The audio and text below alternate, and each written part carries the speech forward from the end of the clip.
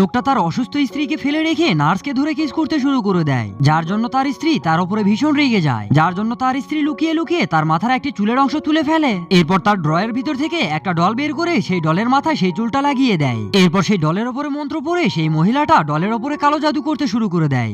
যখনই মহিলা পুতুলের ওপরে হাত আলোক করে তখনই সেই লোকটারও হাত আলোক হয়ে যায়, যার কারণে নার্স মেয়েটা তার উপরে ভীষণ রেগে যায়। এরপর মহিলাটা পুতুলের প্যান্টে আঘাত করলে সেই লোকটারও প্যান্টে আঘাত লাগতে শুরু করে দেয়, যার কারণে নার্স মেয়েটা লোকটার এমন অদ্ভুত কর্মকাণ্ড দেখে অনেক ভয় পেতে শুরু করে দেয়। এরপর মহিলাটা সেই পুতুলটাকে পেছনে নিয়ে পাদ মেরে দিলে সেই লোকটাও পাদ মেরে দেয়।